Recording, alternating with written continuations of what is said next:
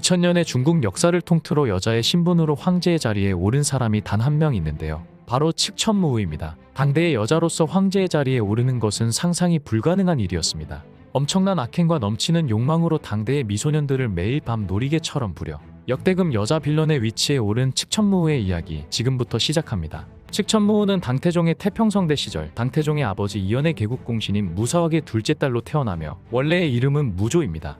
타고난 운명일까요? 당태종은 황후인 장손씨를 1차 어릴 적부터 아름다운 미색을 갖추고 있었던 그녀에 대한 얘기를 듣고 황궁으로 입궁시키는데요. 칙천무후의 원래 이름은 무조이나 궁녀로 들어온 후 어찌나 미모가 출중했던지 무미랑이라는 이름으로 불렸는데 무미랑은 무시성을 가진 아름다운 낭자라는 뜻입니다. 칙천무후는 궁궐에 들어온 후 황후의 자리를 차지하고 싶은 야망에 당태종의 눈에 들기 위해 가진 노력을 다합니다. 여자의 신분을 가지고 권력과 명예를 틀어지기 위해서는 황제의 부인인 황후가 되는 길이 가장 빠른 길이었기 때문이죠. 하지만 처음부터 칙천무후의 뜻대로 되지는 않는데요.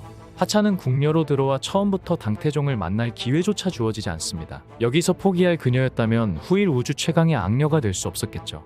칙천무후는 당태종의 총애를 얻기 위해 온갖 교묘한 술수를 부려 당태종의 환심을 사는데 성공합니다. 당태종과 만나기 위한 가장 좋은 방법은 무엇이었을까요? 맞습니다. 당태종의 내관을 매수해 당태종의 스케줄을 모두 알고 있어야 했습니다. 하늘이 감동했는지 그녀에게 기회가 왔습니다. 미리 당태종의 스케줄을 파악해 둔 칙천무후는 당태종이 연못가에 나타날 것이라는 정보를 입수하고 사전 작업에 착수합니다. 당시 당태종은 제후국에서 조공으로 들여온 사나운 말을 어떻게 길들여야 할지 고민하고 있었는데요. 당태종과 조우한 그녀는 영리한 대답으로 당태종의 환심을 얻게 되어 정옥궁, 제인이라는 후궁의 지위를 받게 됩니다.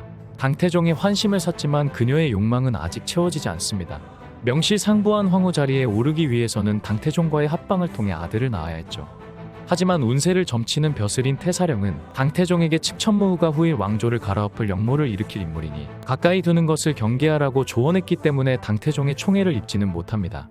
결국 황후가 되지 못하고 당태종이 죽게 되자 그녀의 운명은 어떻게 되었을까요? 당시 황실의 관습에 따라 절에 출가하게 되어 후일을 기약할 수 없는 낙동강 오리알 신세가 되어버립니다. 하지만 오래전부터 그녀의 미모에 홀딱 반해버린 당태종의 아들 고종은 황제가 되자 다시 그녀를 궁궐로 불러들이는데요. 얼마나 미모가 뛰어났으면 아버지가 죽자 아들이 칙천무후를 다시 부인으로 삼았을까요? 고종의 사랑을 독차지하게 된 칙천무후는 기회를 다시는 놓치지 않기 위해 황후가 되기 위한 프로젝트에 돌입합니다. 일단 황후가 되기 위해서는 현재의 황후를 몰아내야 되었는데 아무 죄도 없는 당시의 황후인 왕씨를 없애기 위해서는 사악한 음모를 꾸미는 수밖에 없었습니다. 황후를 몰아냈던 과정이 참 기가 막히는데요. 그녀는 자신의 딸을 목 졸라 죽인 뒤 황후를 죽은 딸이 있는 방으로 방문하게 하고 그 다음 고종을 순차적으로 방에 오도록 유도해 그 광경을 보게 하도록 각본을 짠 후 황후를 본인의 딸을 죽인 살인범으로 몰아버립니다. 어찌나 연기를 잘했던지 고종은 이를 찰떡같이 믿고 황후를 처형하게 됩니다. 일설에는 칙천무후가 딸을 목을 졸라 죽인 게 아니라 돌연사했다는 주장이 있어 딸인 안전공주의 사망 원인에 대해서는 갑론을 박이했지만 원인이야 어찌되었든 죽은 딸을 이용해 왕황후를 모함하여 황후의 자리를 차지한 사실이 중론으로 받아들여지고 있다고 합니다. 라이벌을 쓸어버린 칙천무후는 결국 황후의 자리에 올랐고 고종과의 사이에서 사남 이녀를 갖게 됩니다. 자식들은 황후를 넘어 황제가 되고자 하는 칙천무후의 욕망 때문에 죽게 될 운명인지 몰랐겠죠. 황후의 자리에 앉게 된 칙천무후가 자식들에게 얼만큼 믿을 수 없는 짓을 하는지 함께 보도록 하시죠. 이제 칙천무후의 두 번째 프로젝트가 시작되었습니다. 황후에 오르니 황제가 되고 싶었던 거였죠. 원대한 야망을 가지고 있던 그녀는 계획대로 차근차근 실행해 나갑니다. 먼저 남편인 고종이 병석에 누운 틈을 타서 개국공신인 장손무기와 저수량 등을 반역죄로 몰아 죽이고 본인이 권력을 장악하며 정치적인 역량을 보여줍니다. 그리고 하나씩 황제의 자리에 오를 만한 사람들을 제거해 나갑니다. 누굴까요? 바로 왕자들입니다. 먼저 본인의 친아들이 아니었던 황태자 이충을 대역죄인으로 몰아 귀양을 보낸 후 사약을 통해 목숨을 빼앗는데요. 그리고 본인이 직접 황제 대신 섭정을 하며 다음 황태자 자리에 오른 본인의 친아들 이용을 독살했다고 중국의 역사서인 18사략은 전합니다. 그러나 다른 기록에 따르면 단 고종과 칙천무후가 아들 이용이 죽자 이용을 효경황제로 추존했다고 했는데 부모가 아들을 추존하는 일은 드물다는 점을 볼 때 아들 이용의 사망 원인이 과로사였다는 해석도 있다고 합니다. 그리고 둘째 아들인 이연을 새로운 황태자로 책봉하는데 마찬가지로 18사략에 따르면 이연은 고종과 칙천무후의 언니의 불륜관계에서 낳은 아들이라는 설이 있습니다. 둘째 아들인 이연에게 무슨 짓을 했을까요? 이쯤 되면 다들 정답이 예상되지 않나요? 여자를 밝힌다는 누명을 씌워 이연을 폐위시켜 유배를 보낸 다음 자살을 하도록 강요해 죽여버립니다. 672년 남편인 고종이 죽자 뒤를 이어 드디어 세 번째 아들 중종 이연이 황제로 등극했습니다. 둘째 아들과 셋째 아들의 이름은 같았는데 그래서 같은 운명이었을까요? 중종 이연의 부인이었던 위왕후와 장인 위헌정이 정권 장악하려 하고 중종이 위헌정을 최고 벼슬인 시중으로 삼으려고 하자 칙천무후는 본인의 권력 장악의 장애물이 되는 중종을 폐위시켜버립니다. 그리고는 넷째 아들인 예종 2단을 황제의 자리에 올렸는데 예종은 꼭두각시인 본인의 위치에 맞게 지내다 어머니인 칙천무후에게 양위를 하고 칙천무후는 결국 황제의 자리에 오르게 됩니다. 아들 4명을 모두 죽이거나 제끼고 본인이 황제의 자리에 오른 것이죠. 결국 궁녀의 신분에서 황후를 넘어 아들 2명을 죽인 후 67세 나이에 황제에 오르는 입지전적인 인물이 되는 것입니다. 이제 칙천무후는 거칠 것이 없었습니다. 그녀의 세 번째 프로젝트가 시작되었습니다. 중국 최초의 여왕제로 등극해 무소불위의 권력을 틀어준 그녀는 본격적으로 남성을 탐하기 시작하는데요. 중국에서 가장 젊고 잘생긴 3,000명에 이르는 남자들을 남총으로 임명하고 궁궐 은밀한 곳으로 불러들여 정욕을 본격적으로 채우기 시작합니다. 칙천무후의 총애를 받기 위해서는 3가지 조건을 갖추어야 했습니다. 첫 번째는 젊은 남성일 것, 두 번째는 미모가 수려할 것, 세 번째는 키가 크고 풍채가 좋을 것. 첫째도 외모, 둘째도 외모, 셋째가 어린 것이었습니다. 일단 사람을 뽑았으니 즐기는 일만 남았습니다. 먼저 남성들과 밤을 보낼 장소가 필요하겠네요.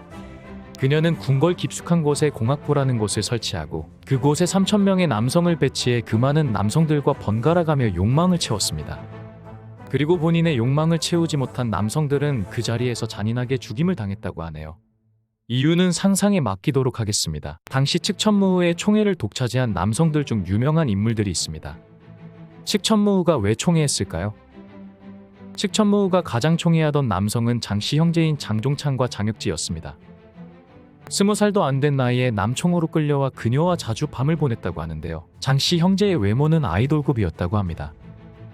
젊고 피부가 희고 칙천무후가 선호하는 모든 조건을 다 갖추었으며 칙천무후를 만날 때는 머리에 기름을 바르고 입에는 입냄새를 제거하는 향을 뿌렸고 정갈하게 칙천무후를 아련했다고 하는데요. 언제까지 칙천무후의 남성 편력이 지속되었을까요?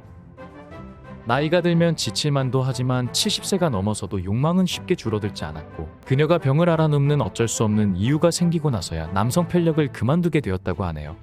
권력은 10년을 못 간다고 합니다. 705년 당시 재상장간지가 쿠데타를 일으켰고 칙천무후는 본인이 황제로 등극한 지 15년 만에 살아남은 셋째 아들 이연에게 왕위를 물려주게 됩니다.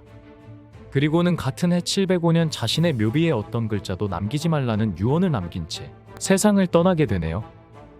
이로써 칙천무후는 본인이 저지른 만행으로 역사의 길이 남을 유일무이한 존재가 되었습니다.